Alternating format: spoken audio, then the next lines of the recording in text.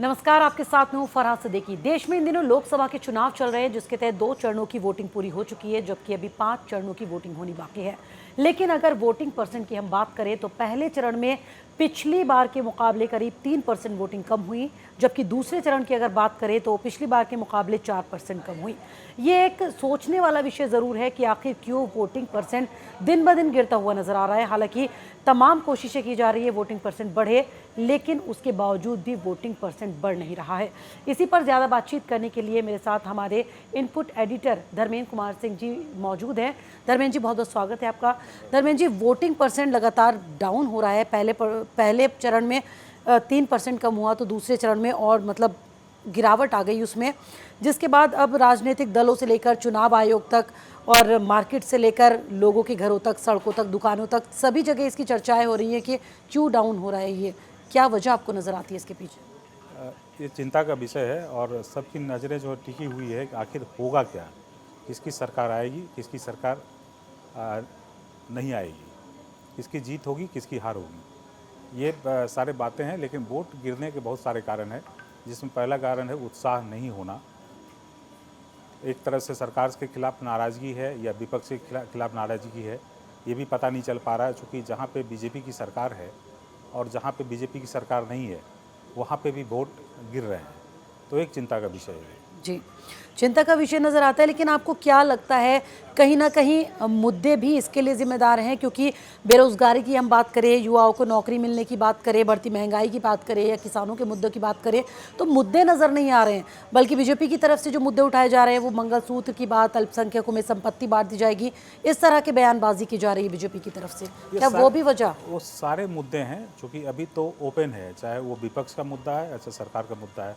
विपक्ष जो मुद्दे उठा रहे हैं, महंगाई और बेरोजगारी प्लस जो ईडी सीबीआई का दुरुपयोग, ये सारे मुद्दे हैं जो विपक्ष की तरफ से हैं। और सरकार ने जो काम किया है वो भी सारे मुद्दे हैं। विकसित देश की बात की जा रही है, 5 ट्रिलियन इकोनॉमी की बात की जा रही है, और ये भी बोला जा रहा है कि हम जो है आने वाले समय में बेहतर काम करें। ये तो ट्रेलर है, और आगे बेहतर काम करें। तो सारे मुद्दे चल रहे हैं, चाहे सरकार के मुद्दे हैं चाहे विपक्ष के मुद्दे हैं, तो ये सारे उसी पे हो रहे हैं। जो सरकार के पक्ष में वोट देंगे तो सरकार के मुद्दे पसंद है, जो सरकार के खिलाफ पसंद देंगे, सरकार के खिलाफ वोट करेंगे, वो विपक्ष के मुद्दे पसंद होंगे। विपक्ष के मुद्दे में खास करके कांग्रेस के पाँच गारंटीज बहुत महत्वपूर्ण है, और वो अधिक काम करता तो एक मजबूत बात होगी। लेकिन आप याद कीजिए कि पिछली बार न्याय योजना 72,000 रुपये देने की बात की गई थी, लेकिन वो मुद्दा चला नहीं है। तो मेरे कहने का तात्पर्य है कि अभी सरकार के भी मुद्दे हैं, विपक्ष के मुद्दे हैं। अब सरकार की जीत होती है तो सरकार के मुद्दे चले, विपक्ष की हार होती है तो विपक्ष के मुद्दे नहीं चले। लेकिन इस बार हम देख रहे हैं कि सिर्फ मतलब छत्तीसगढ़ की अगर हम बात करें, कल तो वहाँ पर अच्छी वोटिंग हुई है, वहाँ पर सरकार है। लेकिन अगर हम बात करें मध्य प्रदेश और राजस्थान में, वहाँ भी हाल ही में चुनाव हुए हैं, छत्तीसगढ़ में भी अभी ज़्यादा वक्त नहीं हुआ है। तो छत्तीसगढ़ में तो कहीं ना कहीं वोटिंग अच्छी हुई है, लेकिन राजस्थान, मध्य प्रदेश की हम बात करें तो वहाँ पर वोटर्स में उत्साह नज़र नहीं आया उतना। पहली है कि एक छत्तीसगढ़ जो इकलौता राज्य है जहाँ पे वोट प्रतिशत बढ़े हैं, और दूसरे राज्यों में लगभग हर जगह गिरे हैं। अब ये हो सकता है कि महतारी योजना और बहुत सारी योजना की बात की गई थी, योजना लागू कर दिया गया, या जो घोषणा किया गया होगा वो पूरा किया गया है। और दूसरी जगह लगता है कि कहीं ना कहीं कमी रही है, और क्यों कमी रही है ये भी देखने की बात है। चाहे इसमें आप राजस्थान उठा लें, मध्य प्रदेश उठा लें, यूपी उठा लें, या बंगाल उठा लें, या आप जो कर्नाटक उठा लें, या फिर आप केरल उठा लें, तमिलनाडु उठा लें, वोट मतदान जो हर जगह गिरे हुए हैं।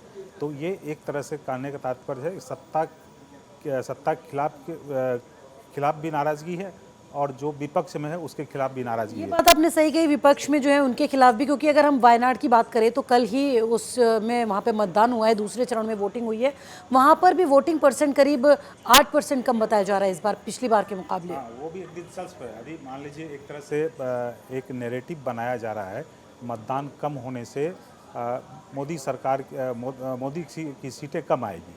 लेकिन ये सीटें जाएगी किसको? यदि कांग्रेस को जा रही है तो ये वोट कांग्रेस को जा रहा है, तो वायनाड में राहुल गांधी के सीट पे मतदान कम हो रहे हैं। इवन कि केरल में भी मतदान कम हुए हैं। तो ये आप कैसे देखेंगे?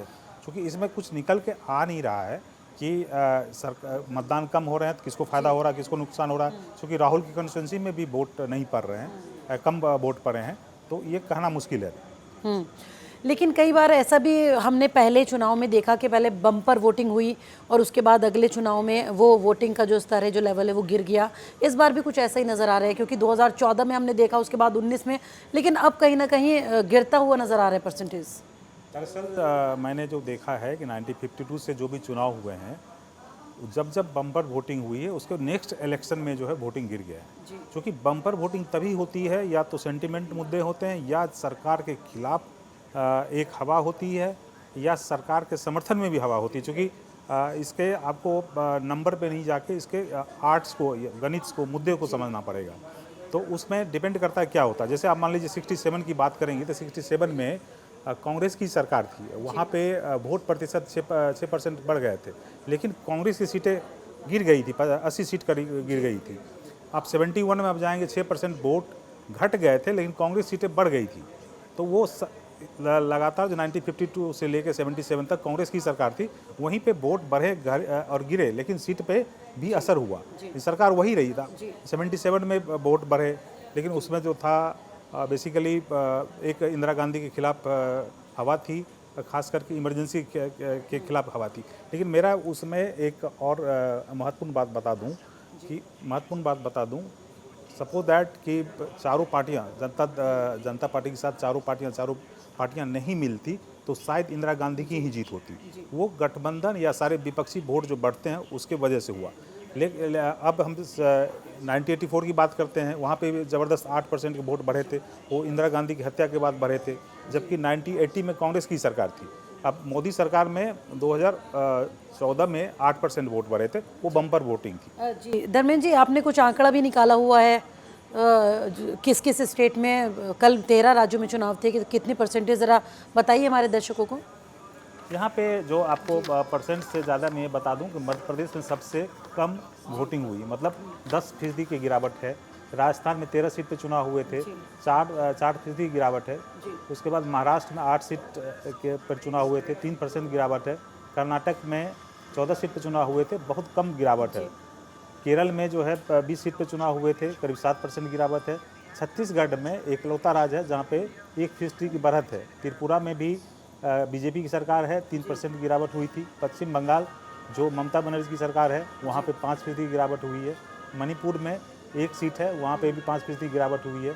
उत्तर प्रदेश जो सबसे इंटरेस्टिंग है, 8 सीट 7% गिरावट हुई है। बिहार में भी जो है 5% की गिरावट हुई है। असम में 3% की गिरावट है।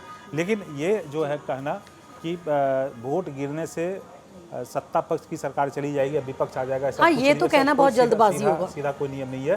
कम वोट मिलने के बावजूद भी सत्ता पक्ष लौटी है, और ज़्यादा वोट के बाद भी सत्ता पक्ष लौटी है। डिपेंड करता है कि मुद्दे क्या होते हैं, मुद्दे पकड़ना पड़ेगा। तो इसमें अभी जो है मोदी सरकार के लिए एक मतलब जो है एक सवाल बना हुआ है कि इसको मोदी सरकार को फ़ायदा होता है, नुकसान होता है, ये देखना पड़ेगा। चलिए धर्मेंद्र जी, बहुत बहुत शुक्रिया हमारे साथ जुड़ने के लिए। तो अभी कुछ भी कहना जल्दबाजी होगा कि बीजेपी की सरकार जाएगी या आएगी, कांग्रेस आएगी या क्या होगा, बहुत जल्दबाजी होगा, क्योंकि 2 ही चरणों की वोटिंग अभी हुई है, 5 चरणों की वोटिंग अभी बाकी है। लेकिन जो दिन ब दिन जो गिरावट आ रही है वोटिंग परसेंट में, वो एक चिंता का विषय और सोचने का विषय ज़रूर है। फिलहाल मेरे साथ इतना ही, मुझे दीजिए इजाज़त, नमस्कार।